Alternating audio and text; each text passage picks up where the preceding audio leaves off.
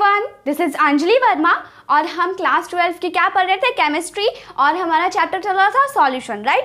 तो हम लोगों ने सॉल्यूशन में क्या पढ़ा था, आइडियल और नॉन आइडियल हम पढ़ने वाले थे, राइट। तो मैंने आपको कहा था कि मैं आपको कुछ न्यूमेरिकल्स करवाऊंगी, ओके। मैंने आपको कहा था कि मैं आपको कुछ न्यूमेरिकल्स कराऊंगी, तो हम न्यूमेरिकल्स लेके आए हैं। न्यूमेरिकल्स किस चीज़ पे बेस्ड है, इसमें हमें टोटल प्रेशर ऑफ सॉल्यूशन निकालना है, यानी कि जो हमारा सॉल्यूशन है उसका टोटल प्रेशर निकालना है, और दिया हुआ है वेपर प्रेशर, यानी कि अब यहाँ पे रॉल्स लॉ लगेगा या हेनरीज लॉ लगेगा, देख लो, ठीक है। तो यहाँ पे हम लगाएंगे और निकालेंगे रॉल्स लॉ से, या मीन्स टोटल प्रेशर हमें निकालना है, राइट। टोटल प्रेशर कितना अप्लाई हो रहा है कि किसी कंटेनर में टोटल प्रेशर कितना हो रहा है। जैसे अगर क्वेश्चन हम रीड करते हैं तो क्वेश्चन क्या कह रहा है, वेपर प्रेशर ऑफ क्लोरोफॉर्म है, राइट। उसका वेपर प्रेशर दिया हुआ है एंड डाइक्लोरोमीथेन, यानी कि क्लोरोफॉर्म और डाइक्लोरोमीथेन जो कंपोनेंट है दोनों मिक्स्ड है, और दोनों का वेपर प्रेशर दिया हुआ है 200 millimetre of Hg, okay, and 415 mm of Hg, यानी कि क्लोरोफॉर्म का 200 mm ऑफ Hg है और हमारा डाइक्लोरोमिथेन का 415 mm ऑफ Hg है। क्लियर। नाउ क्वेश्चन क्या कह रहा है, calculate the total pressure of the solution prepared by mixing this gram of this and this gram of this. Means what it can be, ये कहना चाह रहा है कि calculate the total pressure of solution, यानी कि जो हमारा सॉल्यूशन है, सॉल्यूशन क्या है, सॉल्यूशन दो चीज़ों से मिलकर बना है, क्लोरोफॉर्म और किससे मिलकर बना है, डाइक्लोरोमीथेन से। क्लोरोफॉर्म और डाइक्लोरोमीथेन को हम लोगों ने मिक्स किया और मिक्स करके हमारा सॉल्यूशन फॉर्म हुआ। उस सॉल्यूशन का जो हमें प्रेशर अप्लाई होगा, टोटल प्रेशर निकालना है, मीन्स व्हाट निकालना है हमें, PT, ओके। तो एट फर्स्ट हम देखते हैं कि हमें गिवन क्या क्या है, बिकॉज किसी भी क्वेश्चन को, किसी भी न्यूमेरिकल्स को सॉल्व करने के लिए सबसे पहले दिमाग में यही आना चाहिए कि क्या क्या दिया हुआ है। अब जिस तरह से डेटाज हमें दिए हुए होंगे उस तरह से हम फॉर्मूला अप्लाई करेंगे, ठीक है। पहले तो हमें देखना क्वेश्चन को, पहली चीज़ कि क्वेश्चन को बहुत अच्छे से रीड करो, ठीक है। एक एक लाइन को अच्छे से रीड करो, क्या क्वेश्चन कहना चाह रहा है वो रीड करने की कोशिश करो। देन उसके बाद क्या गिवन है, क्वेश्चन ने हमें क्या क्या दिया है, उस चीज़ को एक जगह लिख लो ताकि हमें पता चले कि हमें कौन सा फॉर्मूला अप्लाई करना है, ओके। तो क्या क्या दिया हुआ है यहाँ पे, हमें क्लोरोफॉर्म और डाइक्लोरोमीथेन का क्या दिया हुआ है, वेपर प्रेशर दिया हुआ, राइट। तो वेपर प्रेशर क्लोरोफॉर्म और डाइक्लोरोमीथेन का दिया हुआ है। तो क्वेश्चन अगर आपने अच्छे से पढ़ा तो एक चीज़ आपको यहाँ पे क्लियर होगी कि जो क्लोरोफॉर्म का जो हमारा वेपर प्रेशर दिया हुआ है, याद करो वो वेपर प्रेशर क्या है, प्योर फॉर्म, मीन्स कि ओनली क्लोरोफॉर्म, सिर्फ एक क्लोरोफॉर्म है और वही पूरे कंटेनर पे प्रेशर अप्लाई कर रहा है। तो उस क्लोरोफॉर्म का जो इंडिविजुअल सिर्फ एक क्लोरोफॉर्म है अकेला, without mixing with other component, सिर्फ अकेला क्लोरोफॉर्म जो कंटेनर पे प्रेशर अप्लाई कर रहा है, वो वेपर प्रेशर हमें दिया हुआ है 200 mm of Hg, 200 mm of Hg वो दिया हुआ है। यानी कि हमें क्या लिखा हुआ है, P0A। P0A मीन्स वॉट, अगर A को हम क्लोरोफॉर्म माने तो P0A हमारा दिया हुआ है 200 mm ऑफ Hg, राइट। अब हम P0B हम दिया, क्योंकि B हमें क्या एज्यूम करना है, एज्यूम कर लेना है कि हमारा जो पहला क्लोरोफॉर्म है उसे A मान लेना है, देन डाइक्लोरोमीथेन को हम B मान लेंगे। तो vapour pressure in pure form, vapour pressure of chloroform, P0A what says that, P0A says that vapour pressure of chloroform in pure form is 200 mm of Hg। इतनी बातें ये एक छोटा सा लाइन कह रहा है। अगेन आई रिपीट, ये लाइन क्या कह रहा है, vapour pressure of chloroform in vapor pressure of chloroform in pure form, pure vapor pressure of chloroform, okay, is 200 mm of Hg, and as B0B, P0B means what, vapor pressure of dichloromethane in pure form, in pure form, that is P0B is equal to कितना दिया हुआ है हमारा, 415 mm of Hg। Clear. ये दो बातें clear होगी और ये गिवन है हमें। और क्या गिवन है, कैलकुलेट करना है टोटल प्रेशर ऑफ सॉल्यूशन का कितना प्रेशर है, prepared by mixing 25.5 gram of CaCl3, यानी कि मास दिया हुआ है, मास ऑफ A दिया हुआ है, कितना दिया हुआ है 25.5 ग्राम, मास ऑफ B दिया हुआ है, मास ऑफ B दिया हुआ है यहाँ पे 40 ग्राम, बट बिफोर डैट देखो यहाँ पे मास ऑफ A दिया हुआ है। इसमें यहाँ पे ये चीज़ें तो इतनी बातें तो क्लियर हो गई कि P0 A P0 B और दिया हुआ है मास दोनों सब्सटेंसेस का दिया हुआ है। तो हम इसमें क्या फॉर्मूला लिखाएंगे, टोटल प्रेशर हमें निकालना है, हम इसमें फॉर्मूला अप्लाई करेंगे PT is equal to P0 A XA plus P0 B XB। ये फॉर्मूला हम अप्लाई करके PT निकालेंगे। अब यहाँ पे एक चीज़ क्लियर है कि P0 A हमें गिवन है, राइट, एंड P0 B भी गिवन है। मास ऑफ A यानी कि मास ऑफ क्लोरोफॉर्म हमें गिवन है, हमें चाहिए क्या, मोल फ्रैक्शन। तो हमारे पास मास गिवन है, हमें चाहिए मोल फ्रैक्शन। तो अब मोल फ्रैक्शन कैसे निकालेंगे, तो मास हमें गिवन है तो हम इसे मोल निकाल सकते हैं, राइट, मास गिवन है तो हम मोल निकाल सकते हैं। तो मोल निकालेंगे अगर हम लोग इसका, तो क्या हो जाएगा 25.5 उसका मास डिवाइडेड बाय क्या होता है, डिवाइडेड बाय उसका मोलर मास, ठीक है, मास उस कंपोनेंट का mass given mass divided by molar mass. तो मोलर मास है 119.5 हो जाएगा, ठीक है। ये बहुत ही कंफ्यूजिंग होगा, एक्चुअली नहीं होना चाहिए, बिकॉज मैंने मोलर मास कैसे निकालता है वो इसी चैप्टर की वीडियो में बताया है, मीन्स इस वीडियो में नहीं, अपने प्रीवियस वीडियो में बताया है, ठीक है, जिसका लिंक मैं डिस्क्रिप्शन में दे दूंगी। तो अगर आपने नहीं देखा, आपको नहीं पता how to calculate molar mass, then आप उस वीडियो को ज़रूर देखो, ठीक है।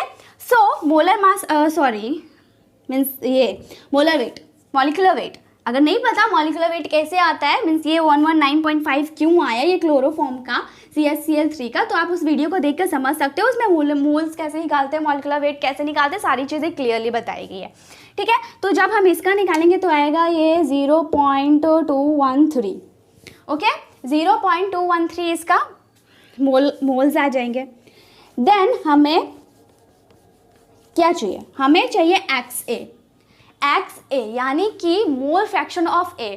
अब याद करो मोल फ्रैक्शन ऑफ A का क्या फॉर्मूला था, मोल फ्रैक्शन ऑफ A कैसे, यानी किसी भी चीज़ का मोल फ्रैक्शन कैसे निकालते थे, मोल फ्रैक्शन उसका निकालते थे XA इज इक्वल टू क्या था, Na divided by Na plus NB। तो यहाँ पे हमें NB चाहिए होगा, तो NB हम पहले कैलकुलेट कर लेते हैं, अब उसके बाद ये फॉर्मूला अप्लाई करेंगे, ओके। तो NB यानी कि मास हमें B का दिया हुआ है, रिलेट करके बनाना है, ठीक है, कि फॉर्मूला में क्या क्या रिक्वायरमेंट है। पहला चीज़ कि क्या हमें दिया हुआ है, जो हमें दिया हुआ है इस किस फॉर्मूला से वो मैच करता है अप्रॉक्सीमेटली, ठीक है, प्रोबेबली किस फॉर्मूला से वो मैच करता है, वो देखने के बाद हम देखेंगे कि हम किस तरह उसको निकाल सकते हैं, मीन्स हमें प्रीवियस फॉर्मूलाज को भी याद रखना पड़ेगा, क्लियर। तो हमने यहाँ पे मास दिया था, बट मास से हमने मोल्स निकाला। अब मोल से हम मोल फ्रैक्शन निकालेंगे और उस मोल फ्रैक्शन को हम फॉर्मूला में पुट करेंगे और हमारा टोटल प्रेशर निकलेगा। तो दिमाग तो लगाना पड़ेगा, because it's numericals, okay. And solution chapter में numericals very very very very very, जितने वेरीज लगाना लगा लो, वो उतने इंपॉर्टेंट है, क्लियर, इतने ज़्यादा इंपॉर्टेंट है। तो यहाँ पे बस कंसेप्ट, फॉर्मूला का कोई दिक्कत ही नहीं है, फॉर्मूला बस क्लियर है, उस फॉर्मूला गिवन डाटा को उस फॉर्मूला में कैसे अप्लाई करना है वो आपको जानना है, ठीक है, वो आपको समझना है। तो किस तरह अप्लाई करना है, मास ऑफ B अगेन दिया हुआ है 40 ग्राम, क्लियर। अब हम इससे निकालेंगे मोल्स, तो given mass moles of B, तो गिवन मास यहाँ पे कितना है 40, ठीक है, इसका मॉलिक्यूलर मास कितना हो जाएगा, सॉरी मॉलिक्यूलर वेट या फिर मॉलिक्यूलर मास एक ही बात हुआ, तो वो कितना हो जाएगा, इसका मॉलिक्यूलर वेट हमारा क्या, ये अच्छा ये CH2Cl2 है, ठीक है, तो इसका मॉलिक्यूलर वेट हमारा 80 हो जाएगा, ठीक है, इसका मॉलिक्यूलर वेट क्या हो जाएगा 80। और कैसे आया जानना है तो डिस्क्रिप्शन बॉक्स में लिंक है, जाओ देखो कैसे आया। ठीक है, इसको सॉल्व करेंगे 0.470 आ जाएगा। ठीक है, ये कोई बहुत बड़ा डेटा नहीं है। ओके, बहुत बड़ा डेटा नहीं है, जैसे मैं अगर यहाँ पे डिवाइड करके दिखाऊं, मैं दिखा सकते हैं, बट ये बड़ा डेटा नहीं है, आप खुद से कैलकुलेट कर सकते हो। आप 12th क्लास के स्टूडेंट हो, राइट, डोंट फॉरगेट। सो आप खुद से कर सकते हो। तो ये बहुत बड़ा अमाउंट नहीं, सीधी सी चीज़ें हैं, डिवाइड करना, जस्ट डिवाइड करना, तो डिवाइड हम कर सकते हैं। अब यहाँ पे एक ध्यान देने की बात है कि गिवन क्या है वो कंप्लीट, गिवन क्या है वो कंप्लीट हो गया, गिवन सेक्शन कंप्लीट हो गया। अब हम सॉल्यूशन करेंगे। ठीक है, तो इससे पहले कि मैं सॉल्यूशन करूं और वो फॉर्मूला अप्लाई करूं, आप नोट कर लो। एक चीज़ रहेगी यहाँ पे, वो ये है कि इसका मॉलिक्यूलर वेट 80 नहीं, एक्चुअली 85 आएगा। ठीक है, वो थोड़ी इधर उधर हो गई डाटा, मीन्स की 85 आएगा। कैलकुलेशन में प्रॉब्लम थोड़ा हो गया था। ठीक है, आई होप आप समझोगे। जैसे मीन्स इसको सॉल्व करेंगे तो देखो, आप उस चैप्टर को पढ़ते ना, उस लेक्चर को पढ़ते जो मैंने अपने प्रीवियस में बता दिया है, प्रीवियस लेक्चर्स में बताया है, तो आपको क्लियरली समझ में आ जाता कि यहाँ पे 80 नहीं 85 होगा। और अगर आपने पढ़ लिया है तो आपको ज़रूर पता होगा, चल गया होगा, मेरे लिखते ही जस्ट पता चल गया होगा कि यहाँ पे 85 होगा। तो ये समझ लो कि बस आपको चेक करने के लिए यहाँ पे गलत लिख दिया गया था। ठीक है, सो ज़्यादा टेंशन लेने की बात नहीं है, यहाँ पे 85 होगा। And after calculating this data, ये डेटा आएगा। तो अब आप इसे नोट कर लो। क्लियर, तो हम अब सॉल्यूशन देखते हैं। हमने गिवन देख लिया क्या क्या, अब हम सॉल्यूशन देखते हैं। ठीक है, तो सॉल्यूशन में एट फर्स्ट हम देखते हैं कि हमने मास निकाल लिया था। क्लियर, मास निकालने के बाद हमने क्या निकाला, दोनों का मास निकाला था, हमें मोल फ्रैक्शन निकालना है। तो मोल फ्रैक्शन ऑफ ए निकालेंगे, तो इसका फॉर्मूला क्या होता है, मैंने पिछले वीडियो में बहुत अच्छे से बताया है, बिल्कुल क्रिस्टल क्लियर किया है कि आखिर ये फॉर्मूला आया कैसे होता है, क्या होता है, सारी चीज़ें बता दी। और आप लोगों में से काफ़ी को पता भी होगा, बिकॉज ये तो पहले भी पढ़ना था। ओके, सो ये कोई बड़ा फॉर्मूला है नहीं, बस mole fraction of A, sorry, mole fraction of A is equal to mole of A divided by mole of A plus mole of B. Clear, ये कोई बड़े क्वांटिटी नहीं है।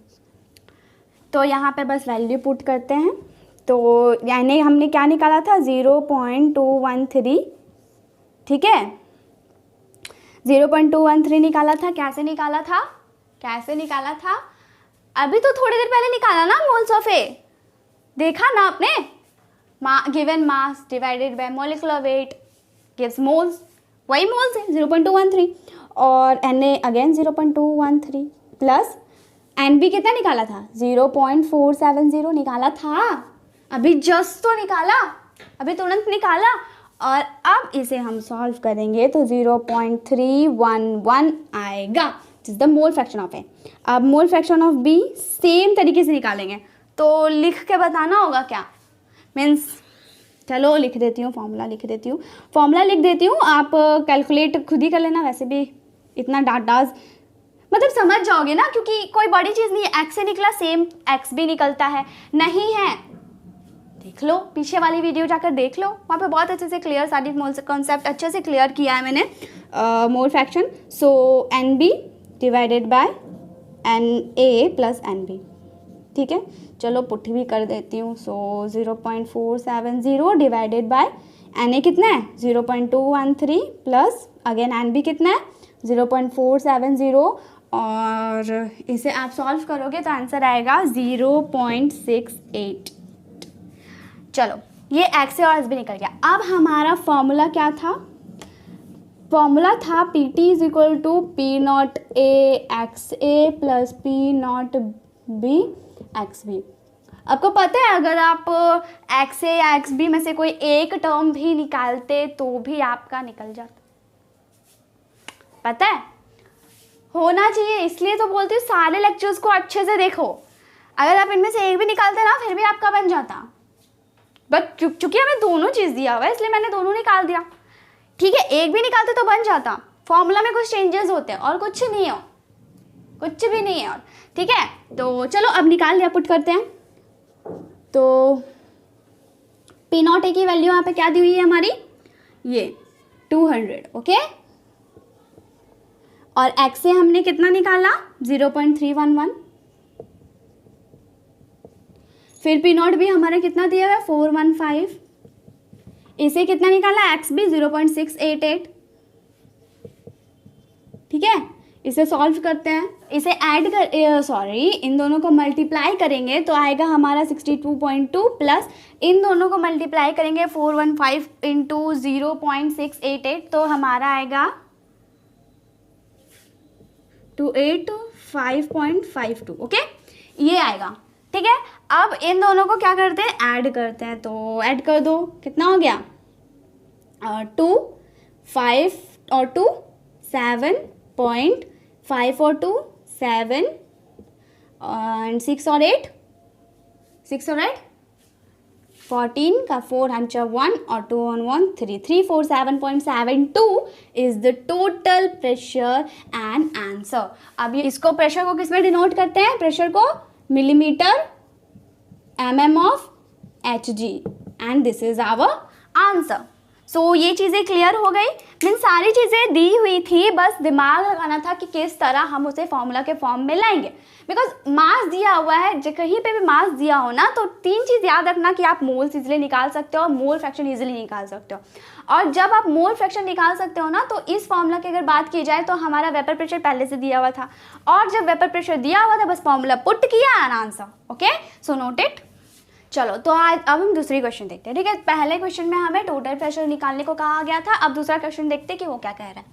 Question says that the vapour pressure of pure liquid A and B are this and this. Again हमें क्या दिया हुआ है, वेपर प्रेशर दिया हुआ है, some components A and some component B, okay, at 350 kelvin some temperature, ठीक है, कुछ टेम्परेचर है, उस टेम्परेचर पे उसकी वेपर प्रेशर दी हुई individually, pure, individually means pure, ठीक है, pure vapour pressure. Find out the mole fraction of A and B. Now, what we have to find the mole fraction of A and the mole fraction of B.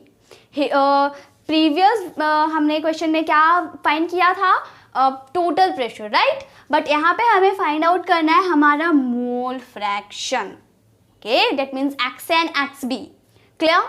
Now in liquid mixture if total vapor pressure of solution is इतना, means हमें total vapor pressure यानी कि पूरे solution का भी vapor pressure दिया हुआ है, A और B को मिक्स करते हैं तो जो वेपर प्रेशर होगा वो भी दिया हुआ है, A का इंडिविजुअली वेपर प्रेशर भी दिया हुआ है, B का इंडिविजुअली वेपर प्रेशर भी दिया हुआ है। We have to calculate the mole fraction of A and the mole fraction of B, ठीक है। Now also find mole fraction of component in vapor phase. Now in vapor phase में अब mole fraction क्या होगा, vapor phase में क्या होगा, वो भी हमें कैलकुलेट करना है। So इस लाइन को अभी रहने देते हैं, पहले हम जनरली मोल फ्रैक्शन करते हैं, ठीक है। तो मैंने क्या कहा था, एट फर्स्ट किसी भी न्यूमेरिकल्स को बनाने के लिए सबसे पहले क्या करना है, क्वेश्चन को अच्छे से रीड करना है, line by line through out. तो हमने पूरे क्वेश्चन को अच्छे से रीड कर लिया और समझ लिया कि आखिर क्वेश्चन कहना क्या चाह रहा है और हमें क्या करना है, ओके।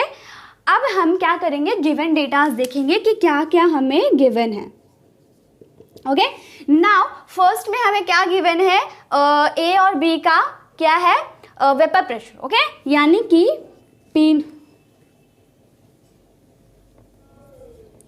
पी नॉट ए हमें गिवन है जो हमारा है 450 mm of Hg।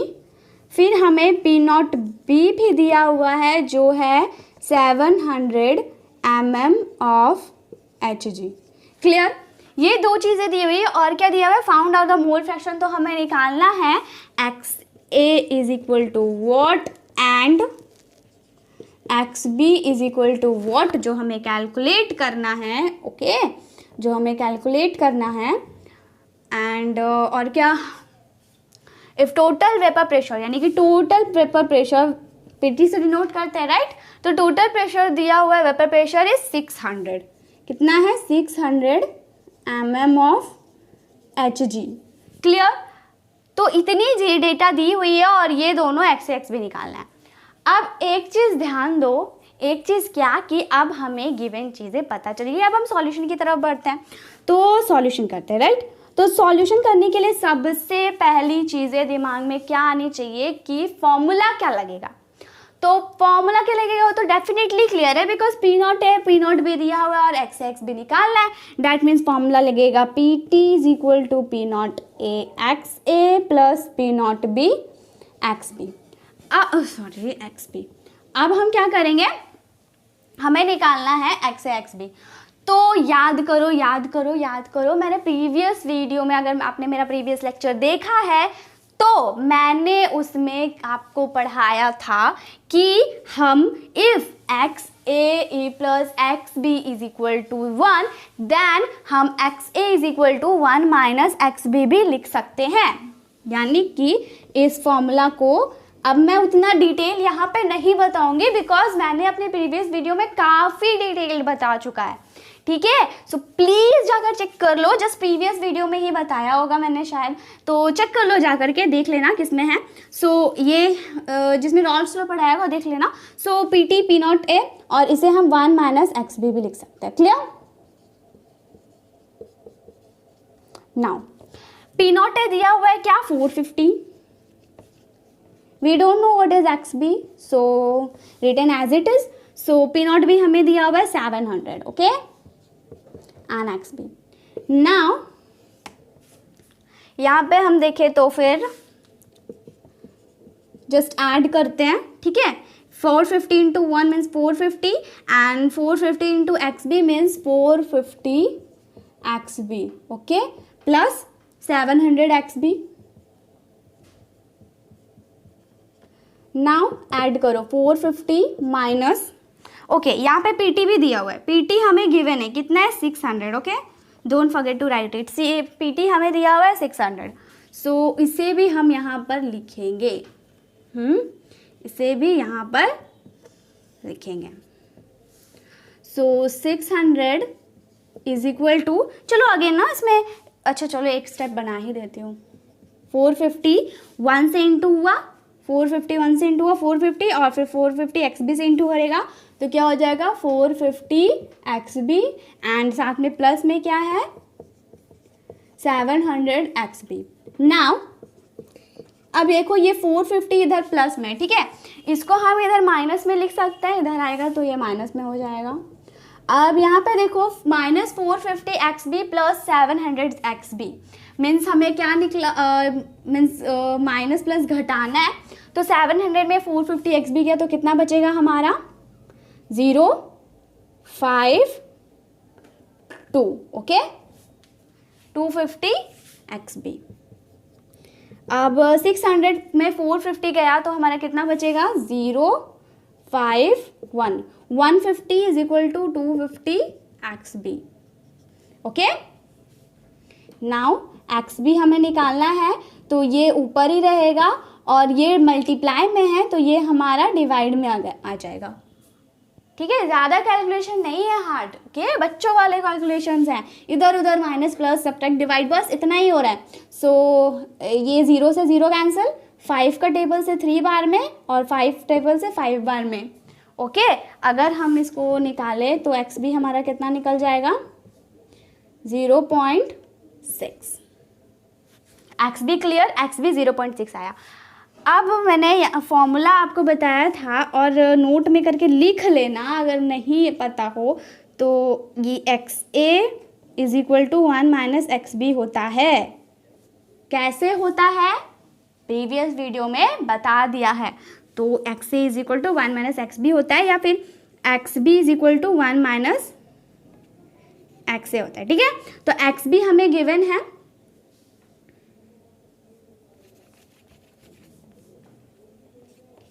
X A is equal to 1 minus x B होता है, क्लियर। अब एक्स ए एक्स बी दोनों लिख सकते हैं भाई, यहाँ पे बी और यहाँ पे ए भी लिख सकते हैं, यहाँ पे आप बी और यहाँ पे ए भी लिख सकते हो।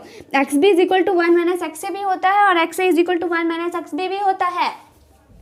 समझ में आया, दोनों चीज़ें होती है। अगर आपने वीडियो देखा है तो आपको पता होगा, ये मुझे बताने की ज़रूरत नहीं पड़नी चाहिए, बट फिर भी मैंने बता दिया यहाँ पे ताकि आपके दिमाग में कोई कन्फ्यूज़न ना हो। तो नाउ इसलिए X A is equal to क्या हो जाएगा 1 माइनस 0.6 यहाँ से, ठीक है, 1 माइनस 0.6 और 1 माइनस करेंगे तो कितना आएगा कितना आएगा 0.4।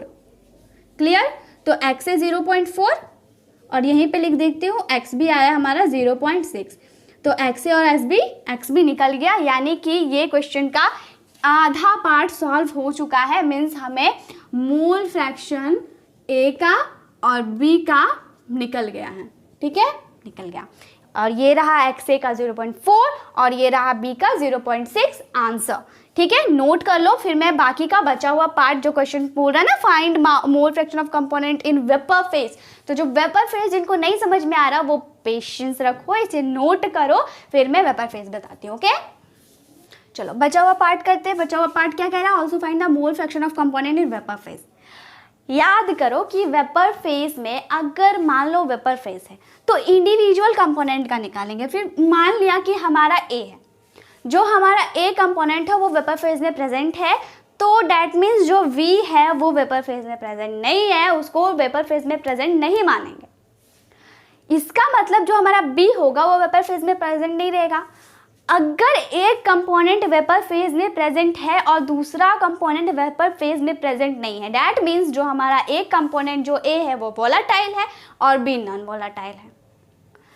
डैट मीन्स कि जो सॉल्यूट है वो नॉन वोलेटाइल है। डैट मीन्स हमारा फॉर्मूला क्या होगा? Vapour pressure of solution in non volatile solute. और इसके लिए मैंने फॉर्मूला बताया था PT is equal to individually which is P naught A XE।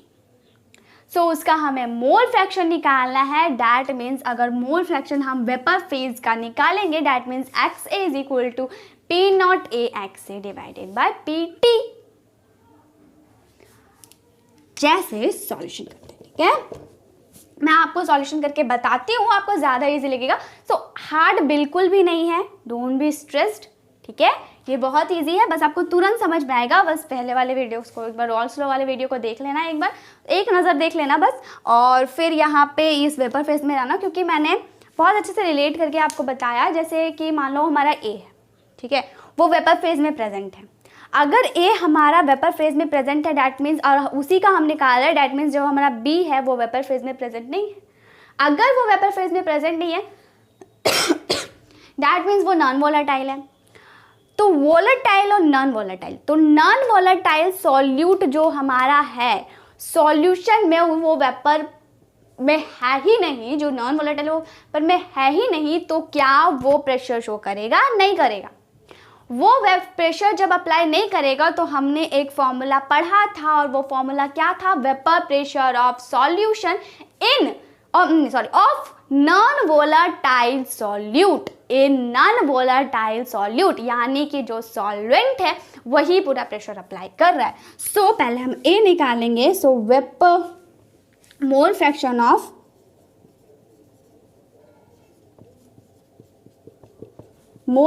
Of A in what? Vapour phase. अब वेपर फेज को VP लिखा, सो कोई डाउट तो नहीं होना चाहिए, इसे मिटा देती हूँ बिकॉज कंफ्यूजन ना हो, एक भी कंफ्यूजन ना हो। ठीक है, okay.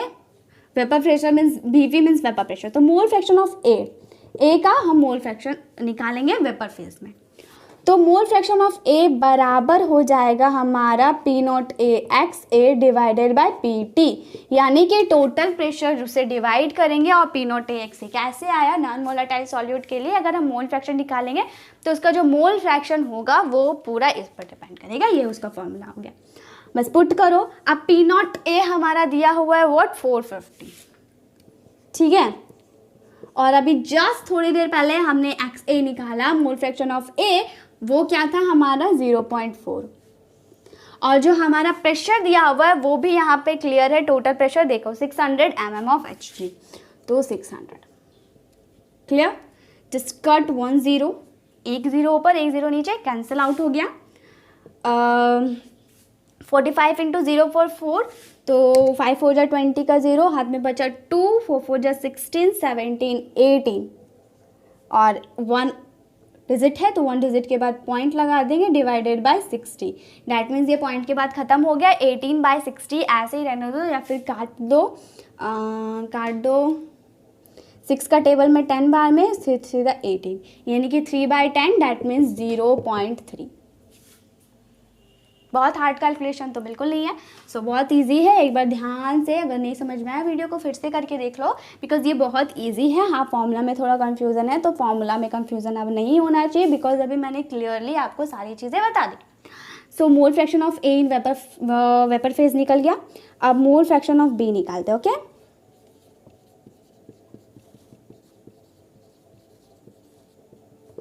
In vapour phase same formula होगा, दैट मीन्स यहाँ पे पी आ जाएगा। ओके, बी आ जाएगा एक्स।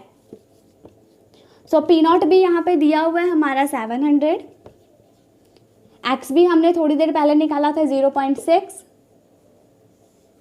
पी टी हमारा दिया हुआ है 600, 2 0 कैंसिल आउट हो गया।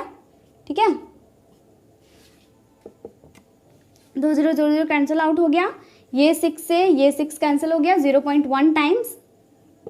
ठीक है, इंटू करेंगे यानी कि 0.7 आंसर। तो ये आंसर हो गया हमारा, और ये हमारा एक आंसर। तो दोनों answer complete, means vapour phase complete हो गया। सो मैंने आज न्यूमेरिकल्स कराए आपको रॉल्स लॉ से रिलेटेड। तो न्यूमेरिकल्स आई होप आपको पीटी भी निकालना सिखा दिया, आपको एक्स भी निकालना सिखा दिया, आपको वेपर फेज भी निकालना सिखा दिया, किस तरह से मास निकालना रहे तो निकालना है, सारी चीज़ें मैंने आपको सिखा दी। अब इन चीज़ों को आप फॉलो करोगे, आपका कोई भी न्यूमेरिकल बन जाएगा। फिर भी अगर मैं एक देख लूँगी, एक बार एनसीईआरटी या फिर बुक्स अपने देख लूँगी कि कोई इंपॉर्टेंट हमारा क्वेश्चन बच तो नहीं गया, अगर होगा तो मैं आने वाले वीडियो में उसे करा दूँगी। और हम आगे बढ़ते, जैसे आइडियल और नॉन आइडियल मैंने बताया था, तो वो मैं आने वाले वीडियो में आपको बताऊँगी। क्लियर? सो इतनी चीज़ें क्लियर हो गई, एंड मुझे तो नहीं लगता कि कोई क्वेश्चन ऐसे बचना चाहिए स्पेशल वाला, लेकिन इससे रिलेटेड रहे, कुछ भी निकालना रहे, मोल फ्रैक्शन निकालना रहे, या फिर आपको टोटल प्रेशर निकालना रहे, या फिर वेपर फेज में निकालना रहे, जो भी हो, आई थिंक इस मैंने जो क्वेश्चंस बताए इससे अब नहीं आएगा, लेकिन अगर भी एक बार मैं थ्रू आउट कर लूँगी, अगर आया तो ठीक है, मैं आपको यहाँ पे अपने अगले लेक्चर में वो ज़रूर बताऊँगी। सो आज के लिए इतना ही रहने देते हैं, और अच्छे से स्टडी करो। ठीक है, नोट्स लिखो, और टेलीग्राम में PDF है, देख लो। ठीक है, वहाँ से डाउनलोड कर लेना PDF। लिंक डिस्क्रिप्शन में कुछ वीडियोस, इंपॉर्टेंट वीडियोस के लिंक इस सॉल्यूशन चैप्टर से रिलेटेड और इस न्यूमेरिकल से रिलेटेड जो इंपॉर्टेंट वीडियोस है उसके लिंक मैं डिस्क्रिप्शन में डाल दे रही हूँ। आप उस लिंक को जा करके, अगर आपने नहीं देखा तो फिर देख लो, बिकॉज बिना उसे देखे ये न्यूमेरिकल्स नहीं समझ में आने वाले। सो इतनी सारी चीज़ें कर लेना। तब तक के लिए good night, goodbye, thank you.